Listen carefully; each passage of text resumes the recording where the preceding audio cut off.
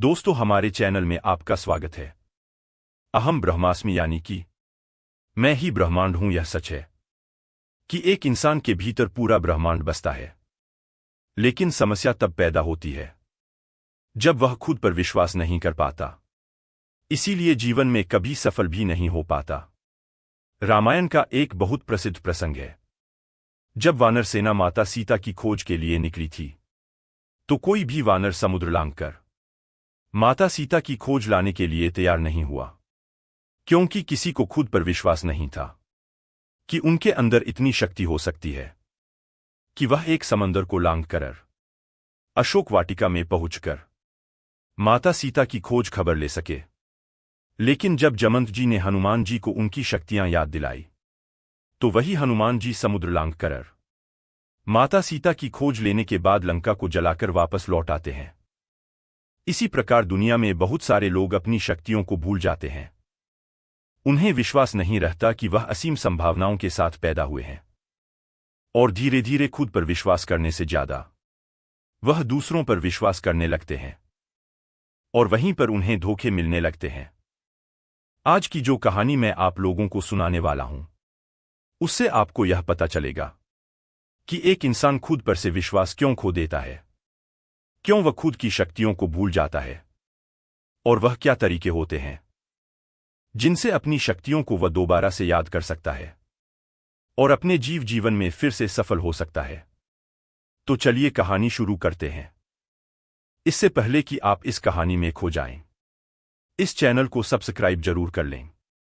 एक सम्राट अपने महल के अंदर बड़ी असमंजस की स्थिति में चक्कर लगा रहा था।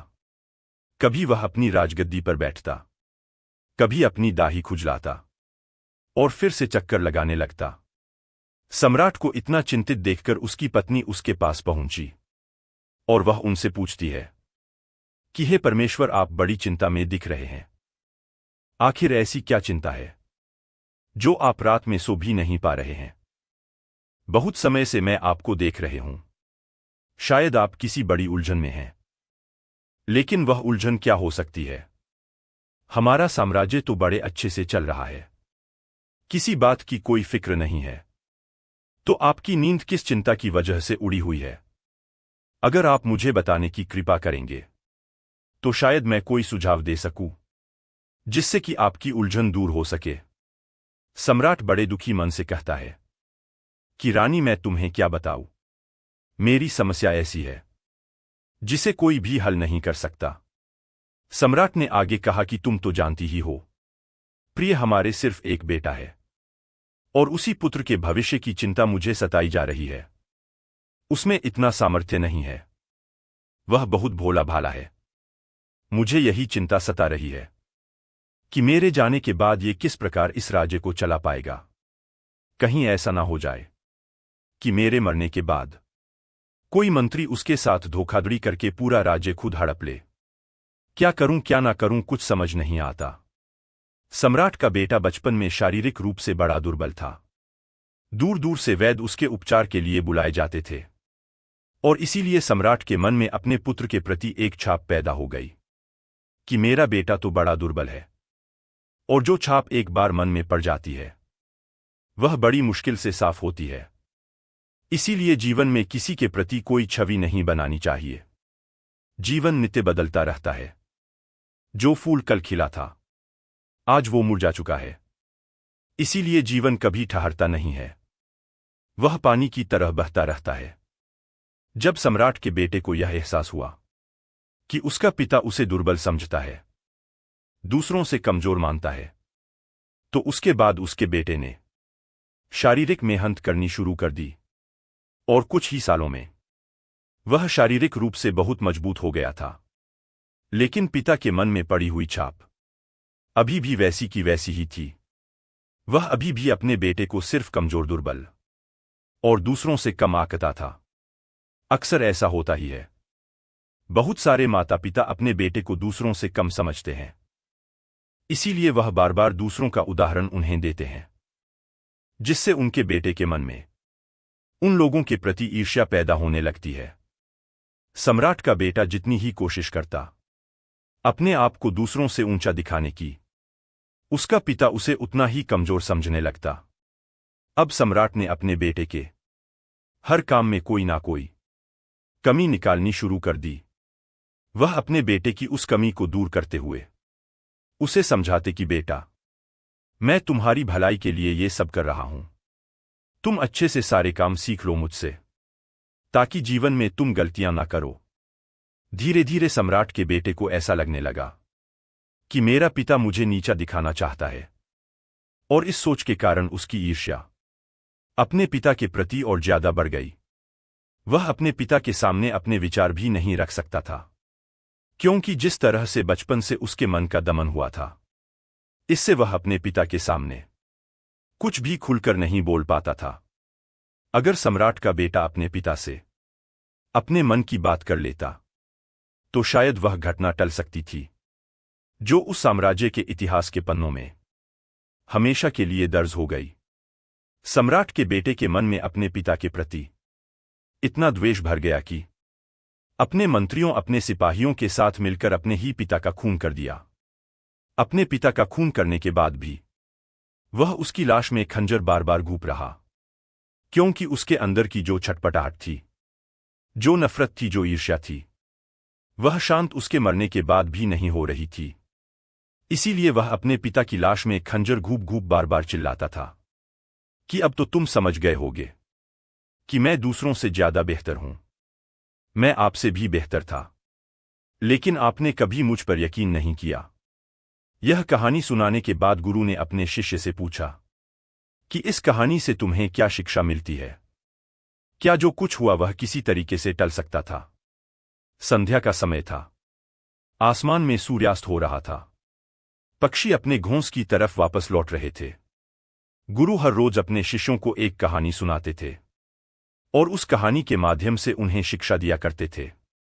सम्राट की यह कहानी सुनने के बाद एक शिष्य ने खड़े होकर गुरु से कहा कि गुरुजी, हर पिता अपने पुत्र से प्रेम तो करता ही है, इसीलिए अपने बेटे को बेहतर बनाने के लिए उसकी कमियां निकालता है, उसे अपनी सीख देता है, अपने जीवन के अनुभव उसके साथ साझा करता है।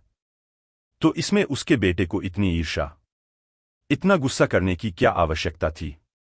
इस पर दूसरे शिष्य ने खड़े होकर कहा कि गुरुदेव, ज्ञान और कमियां सही समय, सही वक्त और सही जगह देखकर दिया जाना चाहिए, तभी उसका सही उपयोग होता है। दूसरों के सामने अपने बेटे की बेइज्जती करना, दूसरों के सामने अपने पुत्र को नीचा दिखाना, उसे दूसरों से कम बताना, दूसरों के सामने चर्चा करना कि मेरा बेटा तो कमजोर है, इससे उस पुत्र के मन में ईर्ष्या का भाव पैदा होना स्वाभाविक था।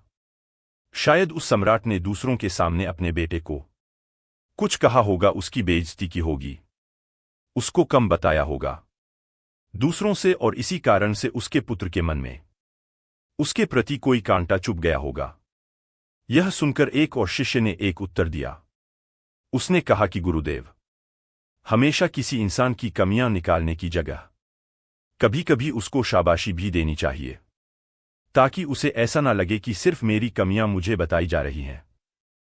इसके विपरीत उसे ऐसा लगे कि मेरे अच्छे काम की सराहना भी होती है, ताकि उस इंसान के मन में एक प्रेम भाव का उदय हो सके। तभी तो उसे यह एहसास होगा कि जो मेरी कमियां निकाली जा रही हैं, वह मुझे दूसरों से नीचा करने के लिए नहीं, बल्कि मुझे बेहतर बनाने के लिए की जा रही है। सबकी सोच जानने के बाद गुरु ने कहना शुरू किया।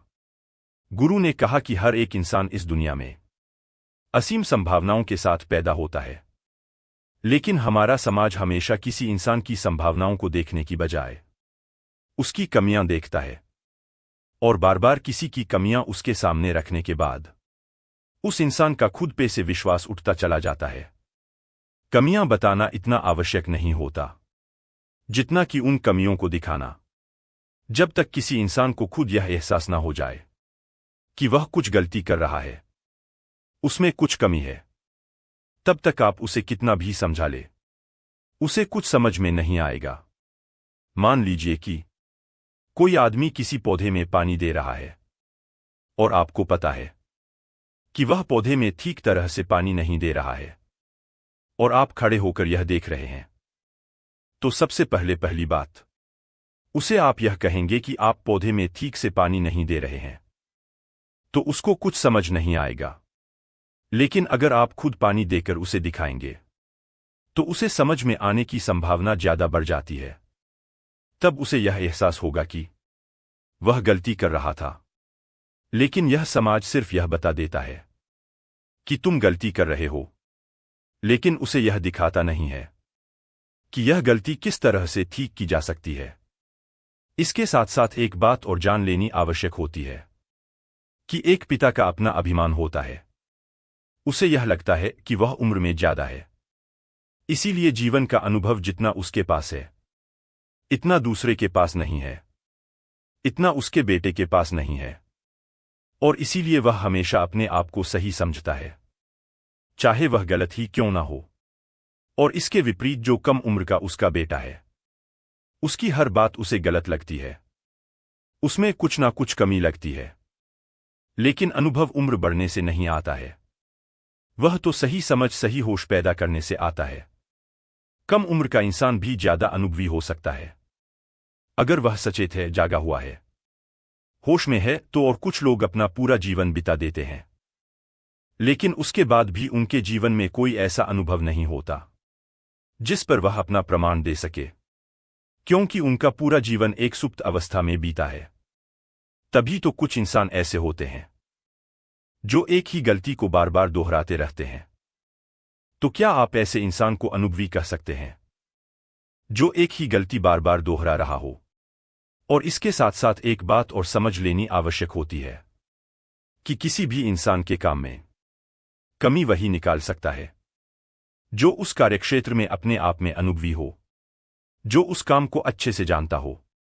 जो जिस काम को जानता ही नहीं है और व्यर्थ में उसके बारे में अपनी राय दे रहा है, तो वह राय किसी काम की नहीं है, वह सिर्फ उसके अहंकार का प्रमाण होता है। अगर शरीर में कोई बीमारी है तो उसका इलाज कोई चिकित्सक ही बताएगा। अगर कोई बिना चिकित्सा का अध्ययन किए किसी को बीमारी ठीक करने की सलाह देगा, तो उल्टा वह उसका नुकसान करेगी। अगर सम्राट एक बार भी अपने बेटे की जगह खुद को रखकर देखता, तो उसे एहसास हो पाता कि उसके बेटे के अंदर कितना दर्द है, कितना गुस्सा है और वो गुस्सा किस वजह से है, वह यह भी समझ पाता। लेकिन वह तो एक सम्राट था, उसका एक अहंकार था। वह कभी भी अपने आप को अपने बेटे की जगह रखकर उसकी भावनाओं को महसूस नहीं कर पाया। मैं यह नहीं कहता कि उसके बेटे ने जो किया वो सही था, लेकिन उसका पिता भी पूरी तरह से सही नहीं था। शायद उसकी परवरिश में ही कोई कमी थी, इसी वजह से उसको ऐसा परिणाम भुगतना पड़ा। और अगर आप किसी इंसान की बार बार कमियां दिखाते रहेंगे, तो वह अपनी असीम संभावनाओं को कभी नहीं जान पाएगा।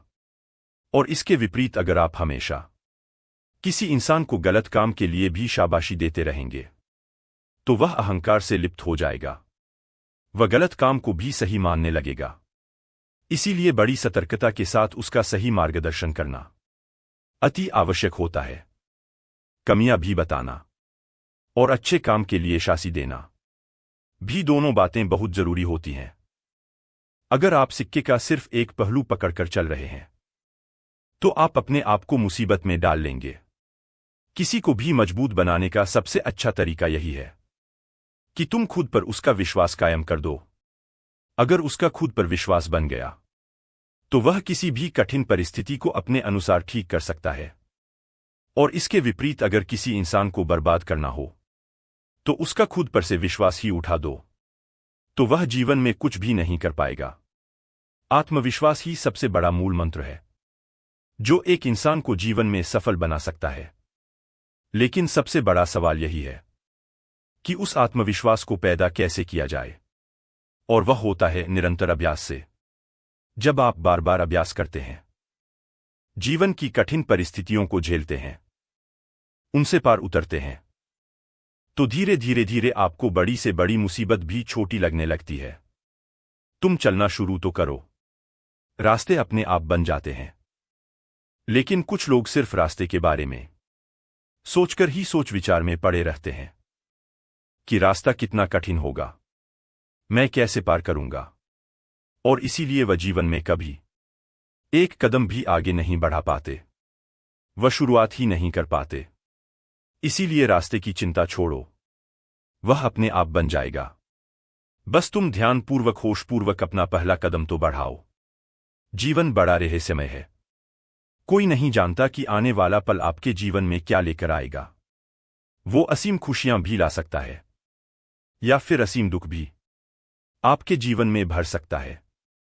इसीलिए भविष्य की रास्ते की चिंता करना बिल्कुल व्यर्थ होता है। हमारे पास हैं सिर्फ कुछ पल जो हम वर्तमान में जी रहे हैं। बस उन्हें जी भर के जियो। कल की फिक्र में अपने आप को बर्बाद मत करो और अतीत की यादों से खुद के मन में पश्चाताप के भाव मत भरो। जीवन में अच्छे और बुरे दोनों अनुभव होते हैं और वही परिपूर्ण जीवन कहलाता है। सिर्फ एक तरीके का अनुभव, सिर्फ अच्छा अनुभव आपके जीवन को परिपूर्ण नहीं बना सकत। यह सिक्के के दो पहलू होते हैं और सिक्का तभी परिपूर्ण होगा जब दोनों पहलू साथ रहेंगे। बुरे अनुभव से ही पार उतर के अच्छे अनुभव जीवन में पैदा किए जाते हैं। जो इस रहस्य को जानता है वह जीवन में चलता रहता है, कभी नहीं रुकता, चाहे कितनी भी कठ परिस्थिति क्यों ना हो। और जो सिर्फ रास्ते की सोचकर चिंता में पड़ा रहता है वह जीवन में कोई नई शुरुआत नहीं कर पाता। उसका जीवन पूरा यंत्रवत चलता है। एक तरीके का जीवन उसी तरह सुबह उठना, काम करना, रात में सो जाना। अगर जीवन में कुछ अलग करना है तो अनजाने रास्तों पर बिना डरे हुए आगे बढ़ते जाओ और आखिर में जीत तुम्हारी होगी। इसके बाद सभी शिष्य अपने गुरु के साथ आश्रम में खाने के लिए निकल जाते हैं। तो दोस्तों, कैसी लगी यह कहानी? आपको कमेंट सेक्शन में जरूर बताना। अच्छी लगी हो तो इस चैनल को सब्सक्राइब करके नोटिफिकेशन बेल को जरूर प्रेस कर देना। तो मिलते हैं अगली कहानी में। तब तक के लिए अपना ख्याल रखें। धन्यवाद और नमो बुद्धाय।